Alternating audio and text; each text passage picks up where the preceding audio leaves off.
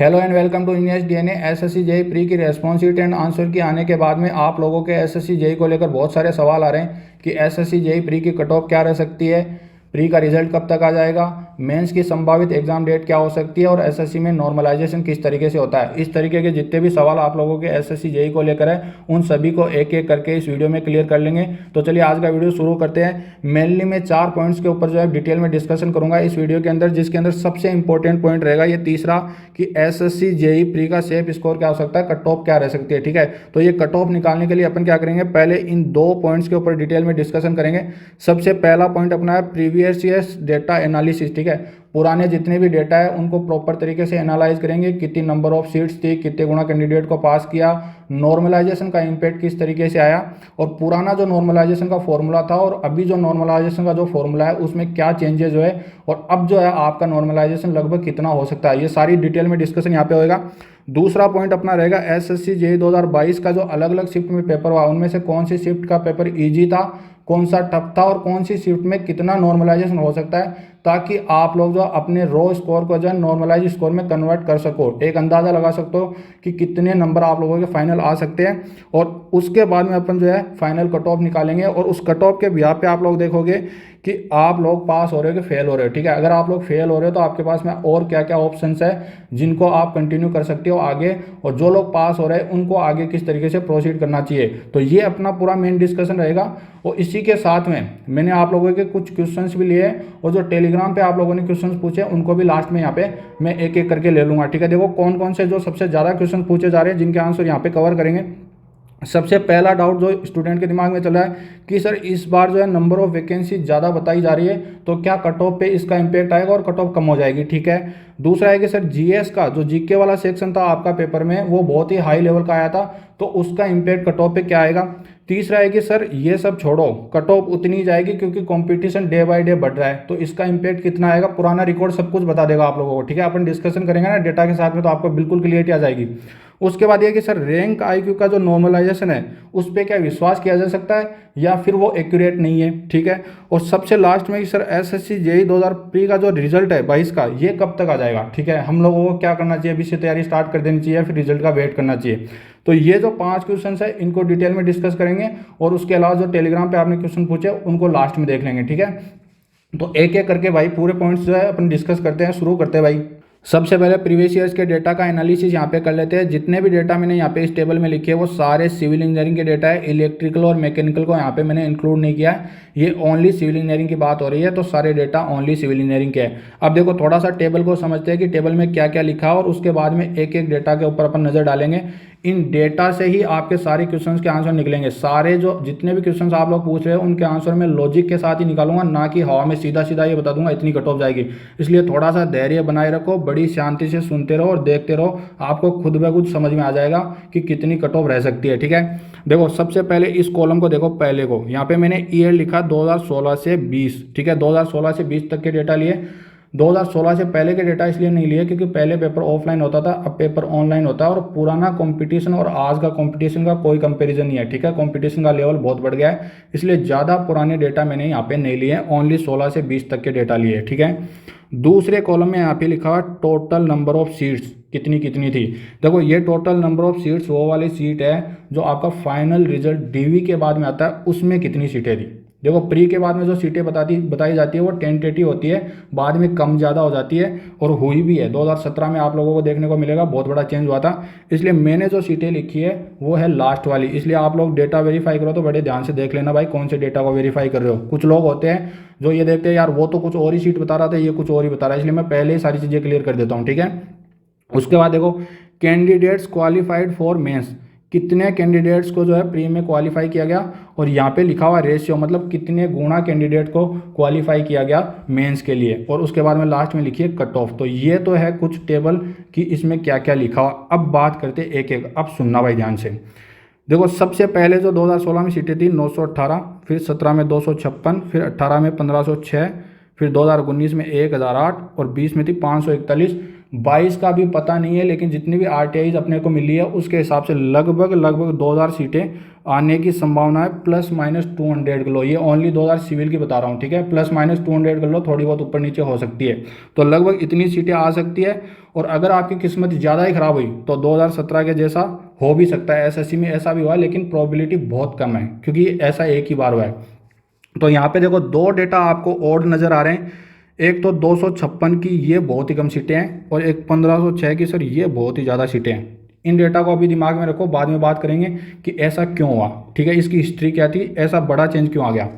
उसके बाद देखो कैंडिडेट इन्होंने कितने पास करे, 2016 में लगभग 6000, फिर उसके बाद में 4500, फिर यहाँ पे लगभग 9000 कैंडिडेट है, यहाँ पे लगभग 5000, और यहाँ पे लगभग 4000 कैंडिडेट इन्होंने पास करे।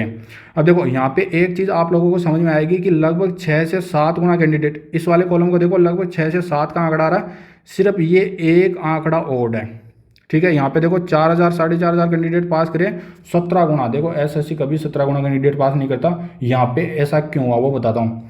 2017 में क्या हुआ, जब प्री का रिजल्ट आया तब इन्होंने सीटें बताई नहीं थी, सिर्फ कैंडिडेट बताए थे कि इतने कैंडिडेट हमने पास कर दिए। ऐसा इसलिए हुआ क्योंकि बीआरओ इसके अंदर नहीं था।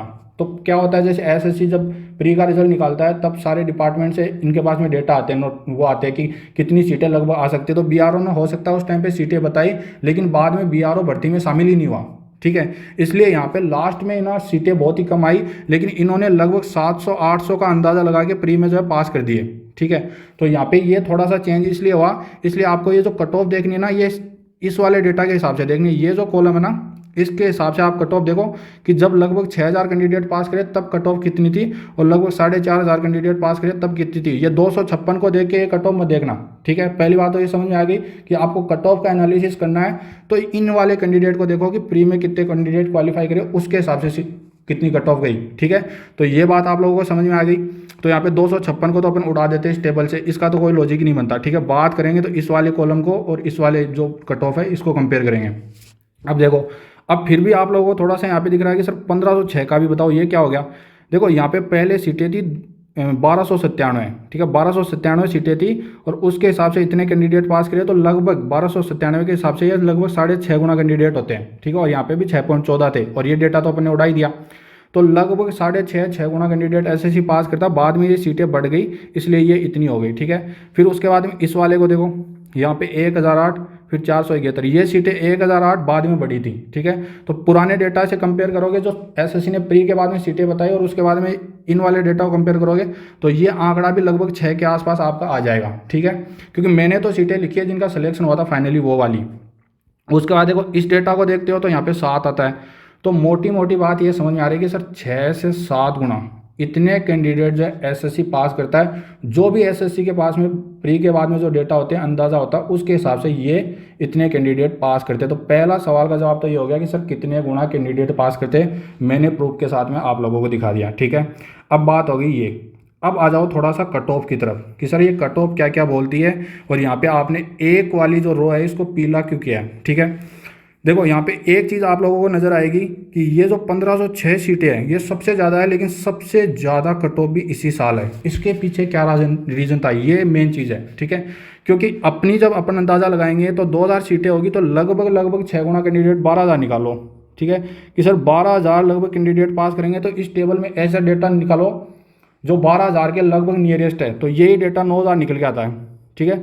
बाकी डेटा तो 12000 के लगभग आधा ही है, ठीक है। तो वो कट ऑफ कंपेयर करने का तो कोई लॉजिक नहीं बनता, जो नियरेस्ट है उसको देखो। तो यहाँ पे आप लोगों को समझ में आ रहा है कि 9000 और यहाँ पे 12000, तो थोड़ा बहुत अंदाज़ा लगा सकते हैं। लेकिन सर यहाँ तो फिर ये समझ में नहीं आ रहा कि सीटें ज़्यादा होके फिर भी कट ऑफ ज़्यादा है।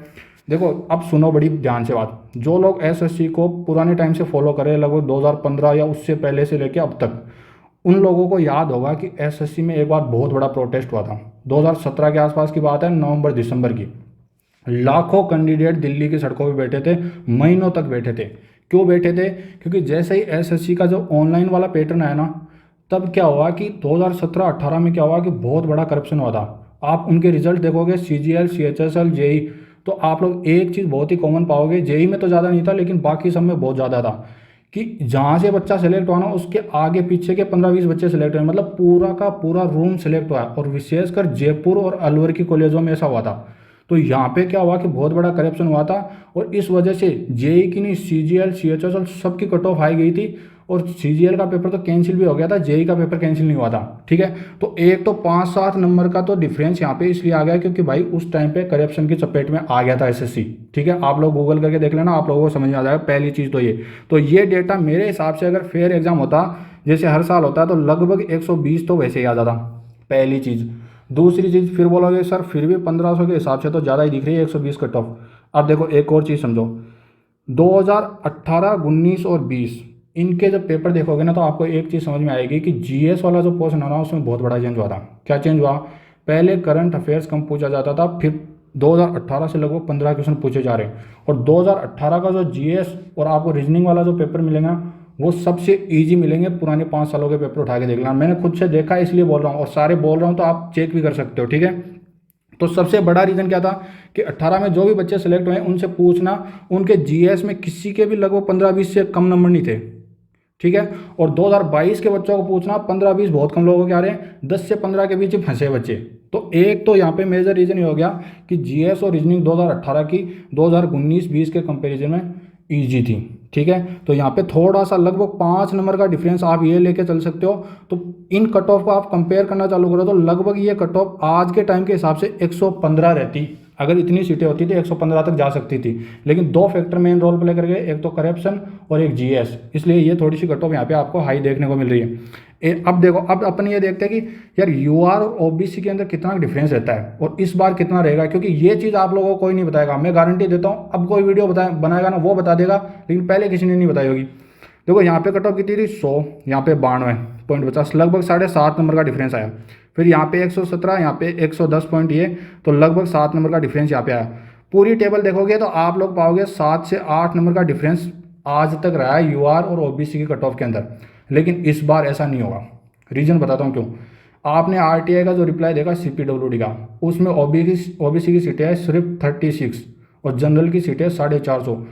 पुराना कोई भी रिजल्ट उठा के देखना आप, ठीक है, पुराना कोई भी रिजल्ट उठा के देखना। 16 की बात नहीं करा क्योंकि 16 में ओनली ओबीसी की सीटें थी, सीपीडब्ल्यूडी में यूआर की थी नहीं। इसके अलावा कोई भी डेटा उठा के देखना, इतना बड़ा डिफरेंस नहीं होता यूआर और ओबीसी में। इस बार ओबीसी की सीटें बहुत कम है सीपीडब्ल्यूडी में, और सीपीडब्ल्यूडी में यूआर की सीटें 450। तो ये जो प्री में कैंडिडेट पास किए जाते हैं ना, ये इस बेसिस पे किए जाते हैं कि कौन सी कैटेगरी में कितनी सीटें हैं और उसके मल्टीपल में कैंडिडेट पास होते हैं। तो ओबीसी के कैंडिडेट ऑलरेडी भाई कम पास होंगे। ठीक है, तो ये जो डिफरेंस 7 से 8 नंबर का ना, ये ज़्यादा नहीं रहेगा, ये आधा हो जाएगा। 3 से 4 ही नंबर का डिफरेंस मेरे हिसाब से रहने के चांसेस है इस बार ओबीसी और यूआर में। तो जो भी कट ऑफ आप लोगों को बता रहे हैं, पहले तो इसमें ये वेरीफाई करो कि इनका डिफरेंस कितना आ रहा है, फिर आप लोगों को पता लगेगा कि वो लोग कितनी हवाओं में बातें कर रहे हैं। और ओबीसी की ही सबसे कम सीटें हैं, ईडब्ल्यूएस भी 70-75 सीटें हैं, समझ के चलो। एससी एसटी भी ओबीसी से ज़्यादा, जबकि ओबीसी को रिजर्वेशन ज़्यादा है। अब देखो इन 3 डेटा को आप देखते हो तो आप लोगों को समझ में आ रहा है कि सर लगभग 120 के आसपास कट ऑफ रहती है यूआर की पिछले 3 साल से। थोड़ा 1-2 नंबर का डिफरेंस आ रहा है, तो इस बार कितनी जा सकती है। लेकिन एक चीज़ आप लोग कंसीडर करके चलो कि इस बार जो जीएस का लेवल था ना, वो पहले वाले से कई हाई था। ठीक है, अब आप बोलोगे सर कंपटीशन का लेवल भी बढ़ रहा है। हाँ, कंपटीशन का लेवल बढ़ रहा है, लेकिन नंबर ऑफ स्टूडेंट्स भी कम हो रहे हैं। 2018 के अंदर लगभग 8.5 लाख स्टूडेंट थे एसएससी के अंदर, और इस बार लगभग 6 लाख स्टूडेंट ने फॉर्म भरा है, 6-6.25 लाख। तो 2 लाख स्टूडेंट भी कम हो रहे हैं और लोग जॉब भी तो लग रहे हैं। देखो 2018 के बाद में रेलवे में लगभग 13,000 कैंडिडेट सेलेक्ट हुए।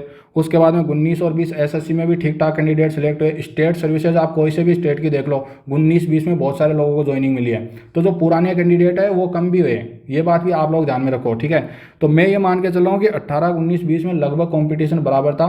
अब फैक्टर जो कट ऑफ का जो मेन जो रोल प्ले करेगा ना, वो आपका पेपर का लेवल करेगा। ठीक है, ये बात आप अच्छे से ध्यान रखो, क्योंकि ये बात यहाँ पे भी समझ में आ रही है कि 9,000 कैंडिडेट पास करने के बाद भी 127 कट ऑफ चल गई थी। तो अगर आप ये सोचते हो कि सर ओनली सीटों के ऊपर कट ऑफ डिपेंड करती है, तो बिल्कुल गलत बात है। आप लोग डेटा देख लो, अगर पेपर का लेवल कम हुआ तो ऑब्वियसली कट ऑफ बढ़ेगी, चाहे सीटें कम हो चाहे ज़्यादा हो। 2020 का डेटा देखो एक बार, सिर्फ 4,000 कैंडिडेट लगभग पास करे और फिर भी कट ऑफ 120 थी, समझ रहे हो। तो यहाँ पे तो लगभग आधे कैंडिडेट हो गए 2018 और 20 के अंदर, फिर भी कट ऑफ बराबर ही पड़ी है, क्योंकि भाई कंपटीशन थोड़ा बढ़ रहा है और पेपर का लेवल मैटर करता है। इसलिए मैं बोल रहा हूँ कि इस बार जो कट ऑफ रहेगी ना, वो इससे ज़्यादा तो नहीं जाएगी। 18, 19 और 20, क्योंकि जब आप अच्छे से देखना कि इस बार जीएस के अंदर आपके दोस्तों को कितने नंबर आ रहे हैं। कोई भी दोस्त ऐसा नहीं होगा जो 10 से 15 की रेंज जो है पार कर रहा है। वो तभी पार कर रहा है जब उसके पास टोटल नंबर 150 के आसपास आ रहे हैं, और ऐसे कैंडिडेट बहुत कम है। तो ज़्यादातर जो कैंडिडेट है वो 10 से 15 की रेंज में ही है जीएस में, लेकिन पहले जो है 25-30 तक भी जाते थे कैंडिडेट, और नॉर्मल जो रेंज रहती थी 20 से 25, तो 5 से 7 नंबर का तो जीएस में ही फर्क आ रहा है। ठीक है, तो ये बात हो गई। बाकी अगर आपको कट ऑफ वगैरह देखनी हो तो आप स्क्रीनशॉट ले लेना। ठीक है, तो एक चीज़ यहाँ पे दूसरा पॉइंट जो कंक्लूजन निकल के आया वो अपना ये आया कि जो आपकी कट ऑफ डिपेंड करेगी वो पेपर के लेवल पे डिपेंड करेगी, ना कि ज़्यादा नंबर ऑफ वैकेंसीज पे डिपेंड करेगी। ठीक है, क्योंकि 15, 18 और 20 के डेटा ये बात अच्छे से बोलते हैं। ठीक है, अब अपन आगे चलते हैं। इस टेबल में जितना एनालिसिस होना था वो हो गया। अब आगे एक एक क्वेश्चन का आंसर अपन लोग क्लियर करेंगे। अब देखो, अगला जो अपना जो डिस्कशन है वो है पेपर का डिफिकल्टी लेवल। देखो 4 शिफ्ट में सिविल का पेपर हुआ था। 14 नवंबर का जो मॉर्निंग शिफ्ट का पेपर था वो टफ था भाई। ठीक है, कंपेरिजन में बात कर रहा हूँ कि इन चारों शिफ्ट के मुकाबले ये पेपर टफ था। फिर 15 नवंबर जो मॉर्निंग था ना वो सबसे ईजी पेपर था, सबसे ज़्यादा नंबर बच्चों के इसी के अंदर आ रहे हैं। ठीक है, उसके बाद में जो 15 नवंबर को शाम को जो पेपर हुआ था ना वो भी टफ था। 15 नवंबर का शाम का पेपर मेरे हिसाब से सबसे टफ था, और उसके पहले नंबर पे ये, और दूसरे नंबर पे ये, और तीसरे नंबर पे ये, और चौथे पे ये। ठीक है, अब सिंपल सी बात, आप लोगों के दिमाग में एक सवाल आ रहा है कि सर ये पेपर इजी था, तो पहले तो ये बताओ कि नॉर्मलाइजेशन में नंबर कम भी हो जाते हैं क्या? कुछ लोग बोल रहे हैं कि नॉर्मलाइजेशन में नंबर कम नहीं होते, 18 के बाद में नंबर बढ़ते ही है। ठीक है, देखो भाई नंबर कम हो जाते हैं। आप सीजीएल वगैरह का देखो, सबका फॉर्मूला इनका सेम ही है, नंबर कम हो जाते हैं, लेकिन जिस रेंज में नंबर बढ़ते हैं उस रेंज में कभी कम नहीं होते। मेरा मतलब ये हुआ कि अगर नंबर नॉर्मलाइजेशन में लोगों के 10 से 15 की रेंज में बढ़ेंगे ना, तो ऐसा नहीं कि 10 से 15 आपके कम हो जाएंगे। जब कम होएंगे ना तो मैक्सिमम आप लोग ये अंदाज़ा लगा के चलो कि आपके 2 से 3, ये मैक्सिमम बता रहा हूँ, 1 से 2 नंबर होते हैं नॉर्मली कम, लेकिन 2 से 3 नंबर कम हो सकते हैं। और बढ़ कितने सकते हैं? मैक्सिमम 10 से 15। देखो 2018 के अंदर तो लोगों के 20-25 नंबर भी बढ़ गए थे, और 2018 के बाद में फॉर्मूला चेंज इसलिए हुआ क्योंकि सीजीएल में बहुत सारे लोगों के 200 में से 225 नंबर आ गए थे इस नॉर्मलाइजेशन की वजह से। तो ये चीज़ तो गलत है ना, जितने नंबर का पेपर उससे ज़्यादा नंबर आ रहे हैं, तो इन्होंने फॉर्मूले को थोड़ा रिवाइज किया। इसलिए अभी जो रेंज आ रही है पुराने 2-3 सालों का आप देखोगे डेटा तो समझ में आएगा कि मैक्सिमम 10 से 15 नंबर बढ़ रहे हैं। पहली चीज़। दूसरी चीज़ कि सर एक्यूरेसी मैटर करती है क्या? एक्यूरेसी अब मैटर नहीं करती, लेकिन आपके टोटल नंबर ऑफ कितने आ रहे हैं उस पर डिपेंड करता है। मान ले आपके नंबर आ रहे हैं 100, तो आपके नंबर 7 से 8 बढ़ रहे हैं ना, तो वहीं पे एक बंदे के 130 नंबर आ रहे हैं ना, तो हो सकता है उसके 12 से 13 नंबर बढ़ जाए। अगर आपके नंबर ज़्यादा आ रहे हैं तो आपके बढ़ेंगे भी ज़्यादा, और आपके कम आ रहे हैं तो आपके बढ़ेंगे कम। ठीक है, तो पहली बात तो ये क्लियर कर लो। ठीक है, तो नॉर्मलाइजेशन किस तरीके से होता है, तो ये हो गया कि जो मॉर्निंग शिफ्ट वाले ना, ये इनके बढ़ने के चांसेस तो बहुत कम है, 15 की मॉर्निंग जो है। ठीक है, लेकिन कम होने के चांसेस 2 से 3 के है, और हो सकता है उतने ही नंबर आ जाएँ। ठीक है, तो आप लोगों के जो नंबर आ रहे हैं आपके लगभग उतने ही नंबर आने हैं 15 की मॉर्निंग। अब बात करते हैं कि 14 की जो मॉर्निंग थी उसके अंदर कितने नंबर आ सकते हैं सर। देखो मेरे हिसाब से मैं रेंज बता देता हूँ। एक अगर आपके 100 से लेके 105 के बीच नंबर आ रहे हैं ना, तो आप 7 से 8 नंबर बढ़ा लो। ठीक है, इतने नंबर आप लोगों के बढ़ सकते हैं। और अगर आपके 120 से ऊपर आ रहे हैं तो आप लगभग 10 नंबर बढ़ा के चलो। ठीक है, ये लगभग मेरे हिसाब से इतने नंबर बढ़ सकते हैं। फिर इसकी बात करते हैं, इस वाले के अंदर लगभग आपके 8 से 9 नंबर बढ़ सकते हैं अगर आपके 100 से 105 की रेंज के अंदर आपके नंबर है। और अगर आपके नंबर 120 से ऊपर है तो 12 से 13 नंबर आप बढ़ा के चलो इस वाली शिफ्ट के अंदर। और इस वाली शिफ्ट में कोई मेजर चेंज नहीं होगा, हो सकता है आपके 3-4 नंबर बढ़ जाए, और हो सकता है कि आपके 120 से ऊपर आ रहे हैं तो 4 से 5 बढ़ जाए, इससे ज़्यादा नहीं बढ़ेंगे मेरे हिसाब से। जितना मेरा एक्सपीरियंस है, जितना मैंने एनालिसिस किया है, तो आपके जो भी स्कोर आ रहा है उसके हिसाब से आप अपने बढ़ा के दिमाग में पिक्चर सेट कर लो, क्योंकि अब जो है फाइनली अपन कट ऑफ निकालने वाले हैं। ठीक है, अब देखो भाई, ये है मेरे हिसाब से लगभग कट ऑफ। अगर आपके इतने नंबर आ रहे हैं तो आप लोगों को तैयारी शुरू कर देनी चाहिए। ठीक है, इसके अंदर आप +-2 की रेंज लेके चल सकते हो, उससे ज़्यादा मेरे हिसाब से फ़र्क नहीं पड़ने वाला। बाकी देखो होने को तो कुछ भी हो सकता है। आपने 2017 में देखा ना, सीटें लगभग एसएससी का अंदाज़ा था 700-800 आएगी, आई 256। तो होने को तो कुछ भी हो सकता है, लेकिन मैं एक लगभग प्रोबेबिलिटी के हिसाब से कितना रिस्क हो सकता है उसके हिसाब से कंसीडर करके चल रहा हूँ कि इतनी कट ऑफ रह सकती है आफ्टर नॉर्मलाइजेशन। ठीक है, तो आप लोगों के जो नंबर आ रहे हैं उसके हिसाब से मैंने बताया उतने उतने नंबर बढ़ा के फिर आप अंदाज़ा लगा लो कि यूआर के अंदर 115 से 118 की रेंज रह सकती है। ये देखो पुराने पेपर के हिसाब से इस बार पेपर होता ना, तो मैं बोल रहा हूँ 120 के आसपास रेंज रहती, लेकिन अब ये 4-5 नंबर जो कम हो जाएगी, क्योंकि जीएस बहुत बड़ा रोल यहाँ पे प्ले करेगा। ठीक है, उसके बाद देखो ईडब्ल्यूएस 106 से 108, फिर उसके बाद में ओबीसी 110 से 113। देखो यहाँ पे मैंने डिफरेंस 3 से 4 का ही रखा है, रीज़न मैंने बता दिया क्यों। ठीक है, यहाँ पे 7 से 8 का डिफरेंस इस बार रहने के चांसेस बहुत कम है। उसके बाद देखो SC ST लगभग सेम ही रहती है, कभी ST की ज़्यादा हो जाती है, कभी SC की कम हो जाती है, ये डिपेंड करता है कि उनकी सीटें कितनी आ रही है, कभी कभार 10-20 सीटों का फर्क रहता है। तो आप अंदाज़ा लगा के चलो कि अगर आपके नॉर्मलाइजेशन के बाद में ये रेंज आ रही है तो आपका सिलेक्शन हो सकता है। देखो ये जो कट ऑफ मैंने बताई ना, ये वाले कैंडिडेट तो तैयारी 100% चालू कर दो, नहीं तो फिर अगर 2017 वाला एग्जाम्पल याद रखो कि 2017 में प्री के रिजल्ट के बाद में मेंस में 15 ही नहीं दिए थे, तो कहीं आपके साथ में ऐसा हो गया ना तो मारे जाओगे, ठीक है। इसलिए पहले ये ध्यान रख के चलो कि इतने नंबर आपके आ रहे हैं तो आप तैयारी चालू कर दो। और जो लोग ये सोच रहे हैं कि नहीं थोड़ी बहुत कम ज़्यादा हो सकती है तो +-2 कर लो, इससे ज़्यादा डिफरेंस मेरे हिसाब से तो नहीं आएगा। बाकी आप अपना दिमाग लगा लेना भाई, ठीक है। तो इन लोगों को तैयारी जो है मेंस की कंटिन्यू करनी चाहिए। और जिन लोगों के नंबर इससे भी बहुत कम आ रहे हैं उनको क्या करना चाहिए, उनको भाई मेंस में बिल्कुल टाइम वेस्ट नहीं करना चाहिए। अब देखो जो लोग इंस्टीट्यूट चला रहे हैं, जो लोग प्रॉपर यूट्यूब चला रहे हैं, उनकी रोजी रोटी उसी से चल रही है। उनमें से कुछ लोग आपको बोलेंगे कि देखो 2023 की SSC करनी है तो मेंस की तैयारी अभी से चालू कर दो। भाई तुम मूर्ख नहीं हो, तुम पढ़े लिखे हो।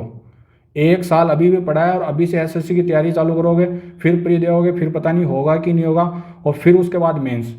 तो देखो ऐसा तो करो मत मेरे हिसाब से। अभी तो आपको मेंस की तैयारी जिनके नंबर कम आ रहे हैं उनको चालू नहीं करनी चाहिए। उनको तो देखो कोर्सेज बेचने सिंपल बात है, मेरे को कोई कोर्स और कोई टेस्ट सीरीज बेचनी नहीं होती, इसलिए मैं सीधी सीधी बात बोल देता हूँ, ठीक है।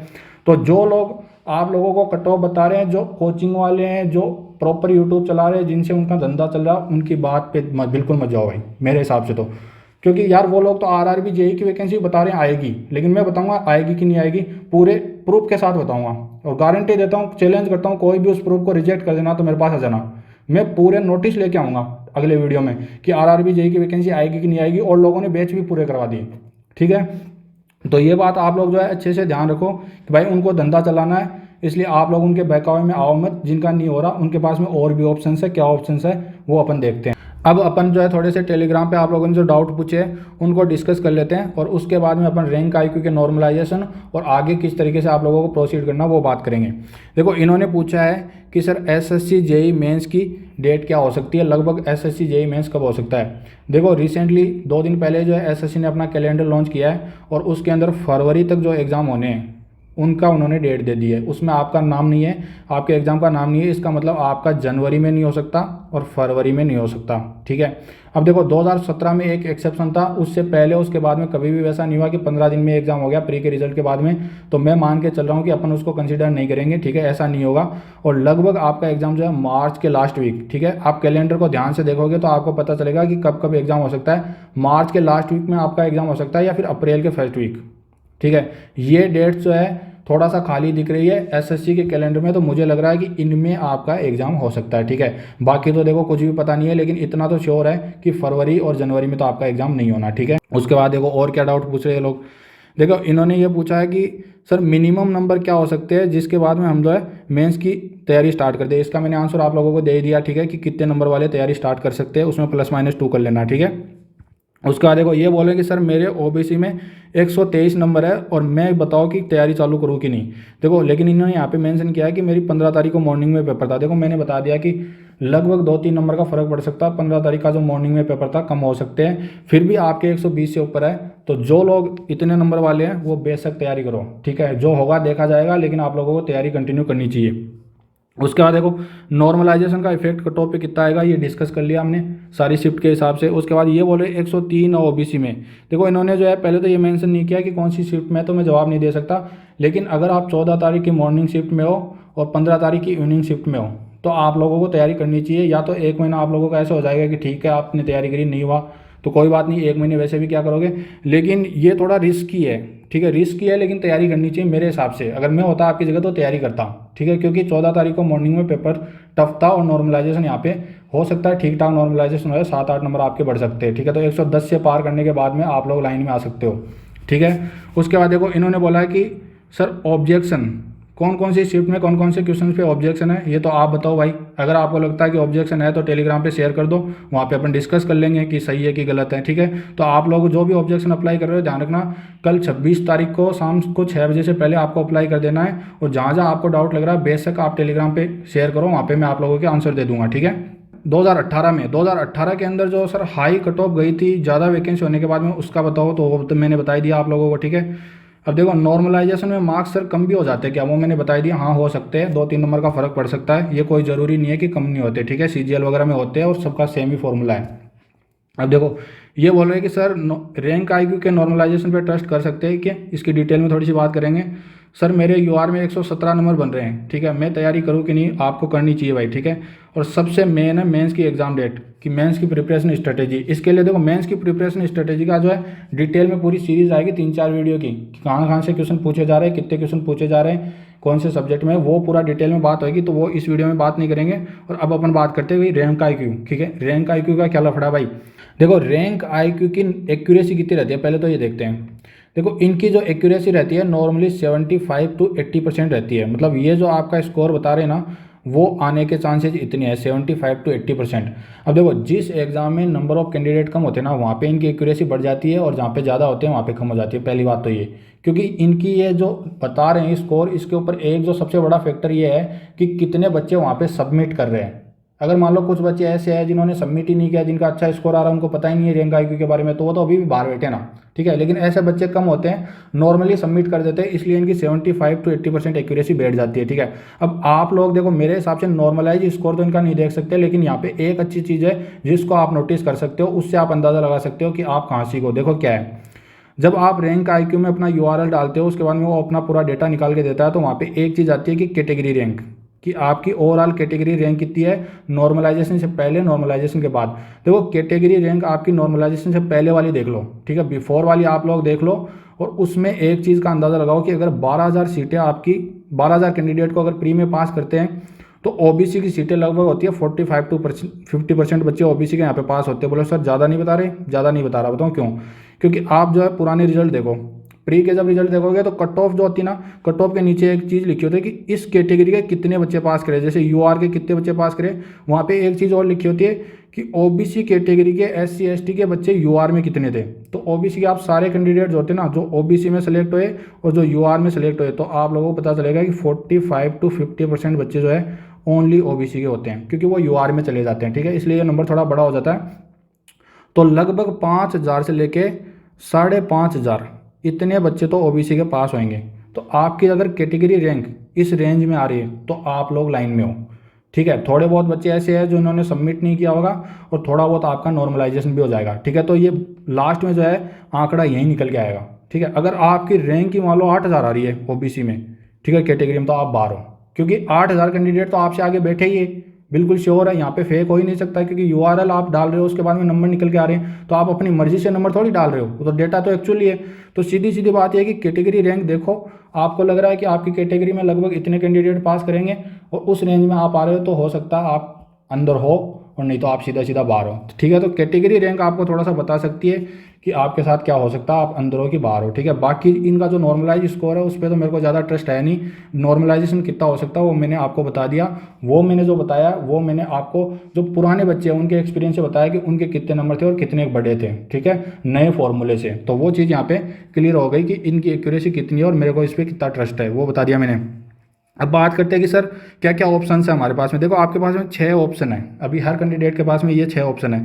इनमें से एक ऑप्शन, ये पहला ऑप्शन तो उन्हीं के पास में है जिनका प्री पास हो रहा है, कि सर हम एसएससी जेईई मेंस की तैयारी करें। अगर आप रेंज में हो तो आप मेंस की तैयारी करो, कुछ मत देखो इधर उधर, ठीक है।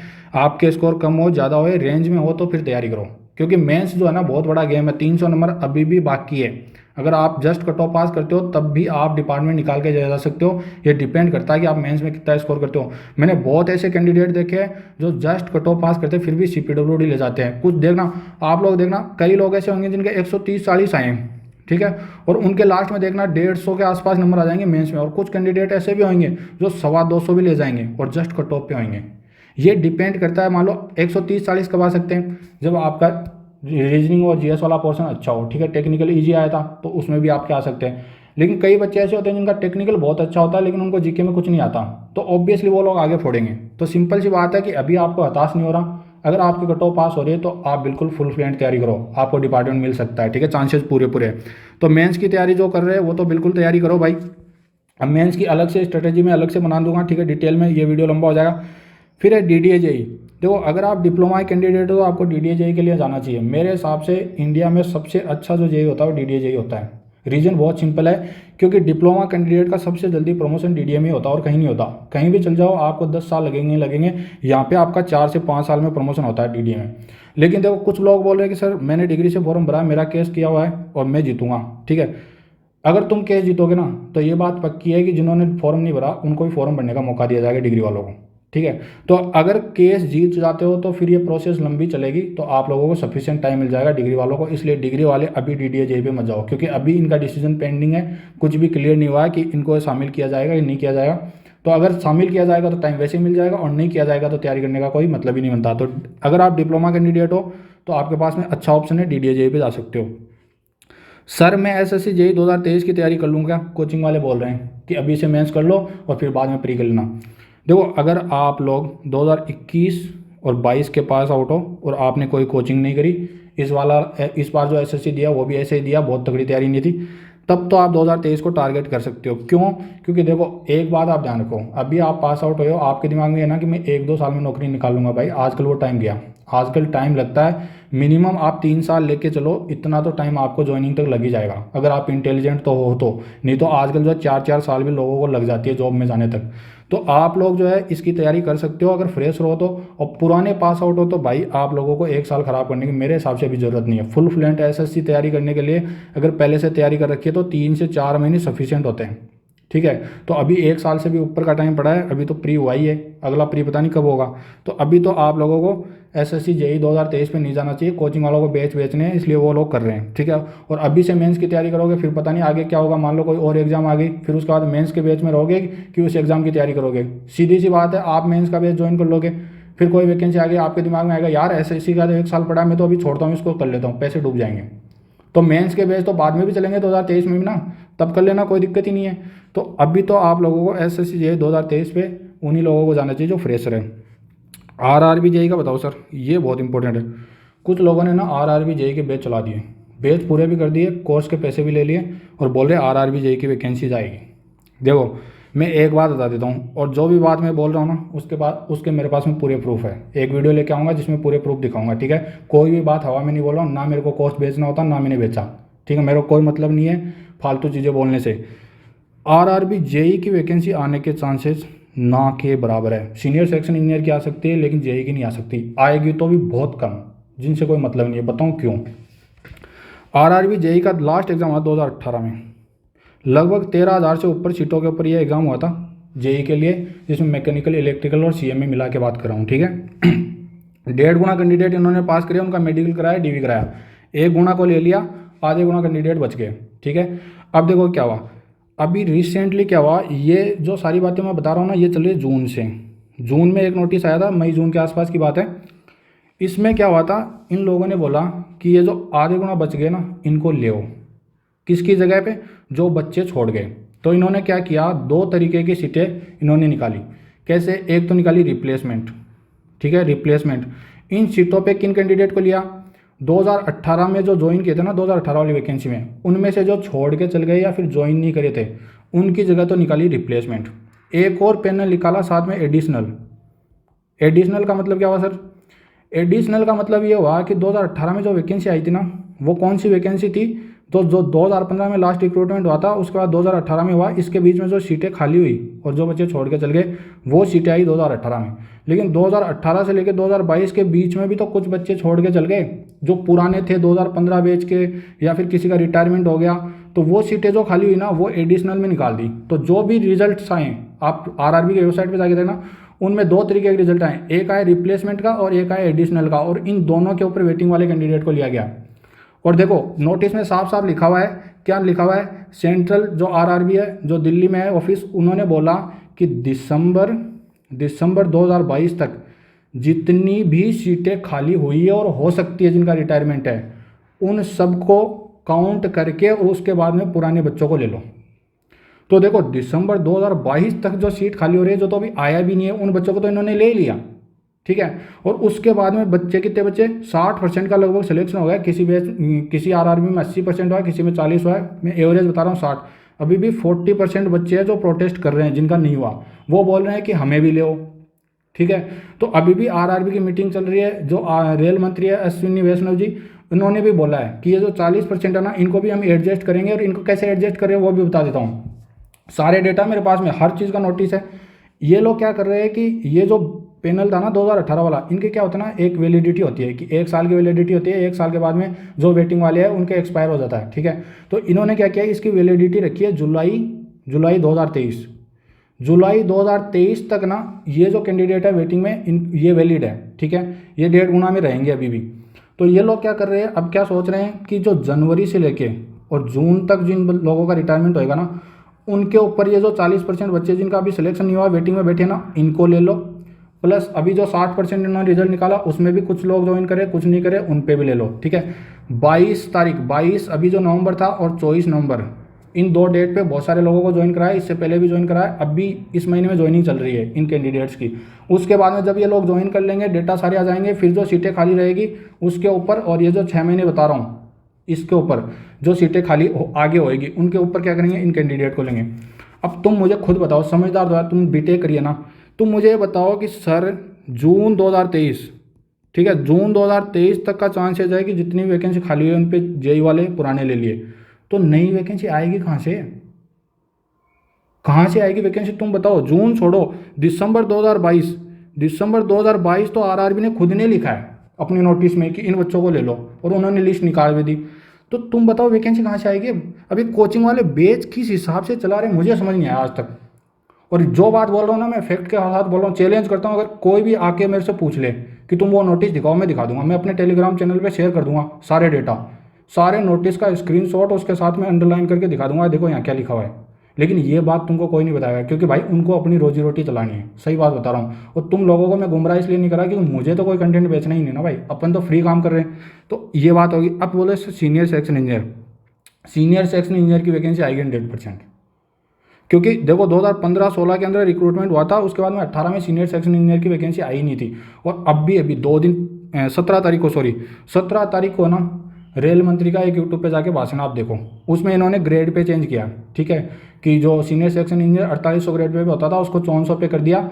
और अब जो है ना, वो जो सारे लफड़े थे वो खत्म हो गए, अब सारा मामला क्लियर है। अब जाके इसकी वैकेंसी जो वो लोग निकालेंगे कि कितनी नंबर ऑफ सीट खाली है, और उसके बाद वैकेंसी आएगी। लेकिन इसमें भी अभी वक्त लगेगा, अभी नोटिस आएगा। सेंट्रल आरआरबी सारे आरआरबी को क्या करता है ना कि नोटिस भेजता है कि तुम पता करो कि कितनी सीटें खाली है, और फिर वो क्या करते हैं, डिवीजन को भेजते हैं। डिवीजन क्या करता है, सेंट्रल रेलवे को भेजता है पूरी डिटेल कि हमारे डिवीजन में इतनी सीटें खाली है, फिर सेंट्रल रेलवे सारे आरआरबी को भेजता है। और ये प्रोसेस आप लोगों को सरकारी है, पता कितना टाइम लगेगा। तो अभी तो क्या हुआ है, सिर्फ ग्रेड पे चेंज हुआ है, उन लोगों के जो भी कमियां थी सीनियर सेक्शन इंजीनियर वाले कैडर में उनको सॉल्व किया। अब वैकेंसी निकलेगी तो 6 से 8 महीने तो मिनिमम लगेंगे, ठीक है। तो सीनियर सेक्शन इंजीनियर की वैकेंसी कब तक आ सकती है, तो आप लोगों को मेरे हिसाब से इस ऑप्शन 4 पे ना अभी ट्राई नहीं करना चाहिए, और ट्राई भी करते हो तो बेस्ट तो किसी का नहीं लेना तुम लोगों को, ठीक है।